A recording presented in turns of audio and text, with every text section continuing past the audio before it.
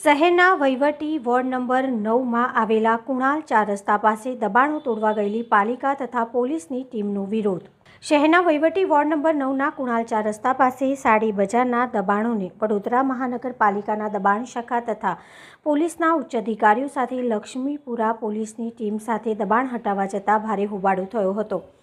ભાજપના પદાધિકારીઓ અને આસપાસના હજારો સ્થાનિકોના માથાનો દુખાવો બની ગયેલા કુણાલ 4 રસ્તા સ્થિત ગેરકાયદેસર સાડી બજારના દબાણો અંગે પૂર્વ કાઉન્સિલર રાજેશ આયરે સ્થાયી અધ્યક્ષનો ઉધડો લેતા પાલિકાની દબાણ શાખાની ટીમ લક્ષ્મીપુરા પોલીસ સ્ટેશનના સ્ટાફ સાથે દબાણો દૂર કરવા પહોંચ્યા હતા, જ્યાં સાડી બજાર ચલાવતા દેવી પૂજક સમાજના વેપારીઓ પાલિકાના અધિકારીઓને ઘેરી વળ્યા હતા અને એક તબક્કે ચક્કાજામ કર્યા હતા। દેવી પૂજક સમાજની બહેનો દબાણ શાખાના વાહનો બુલડોઝર આગળ સૂઈ જઈ વિરોધ દર્શાવ્યો હતો, જેથી પોલીસે હસ્તક્ષેપ કર્યો હતો, પરંતુ દેવી પૂજક સમાજના સભ્યો પર કોઈ અસર થઈ ન હતી। આખરે ડેપ્યુટી પોલીસ કમિશનર સહિતના ઉચ્ચ પોલીસ અધિકારીઓએ ઘટના સ્થળે પહોંચી તંગ વાતાવરણને શાંત પાડ્યું।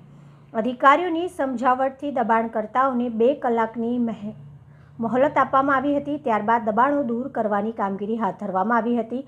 સૂત્રો પાસેથી પ્રાપ્ત માહિતી અનુસાર ભાજપના જ એક ચૂંટાયેલા પ્રતિનિધિ સાડી બજારના માથાભારે તત્વોને પ્રોટેક્ટ કરતા હોવાની ચર્ચા ઉઠી છે। અધિકારી અને આમના જે પથારાવાળાના લોકલ લીડર્સ હતા એ બંને ઉપલબ્ધ હતા અને કોર્પોરેશનના અધિકારી સાથે ચર્ચા કરી, એમના લોકલ જે લીડર્સ હતા એમની સાથે ચર્ચા કરી, તો એ બંનેના મ્યુચ્યુઅલ અન્ડરસ્ટેન્ડિંગમાં એવું બહાર આવ્યું છે કે 24-48 કલાકનો એ પથારાવાળાને ટાઈમ આપવામાં આવે અને કોર્પોરેશન અધિકારી પણ એ બાબતે કન્વિન્સ થયા છે। તો એ એમના જ્યુરિડિક્શનમાં જે રીતે અનુકૂળ હશે એ રીતે એને ટાઈમિંગ આપશે।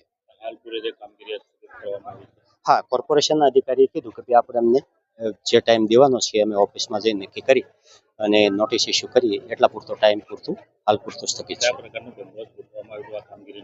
પોલીસ બંદોબસ્ત તો પૂરતો રાખવામાં આવ્યો હતો। લક્ષ્મીપુરા પોલીસ સ્ટેશન, ગોરવા અને જવાહરનગર પોલીસ સ્ટેશનની 4 ને 2 6 ટીમો રાખવામાં આવેલી હતી, પણ પોલીસ એક્સરસાઇઝ કરવાની કંઈ જરૂરિયાત નથી।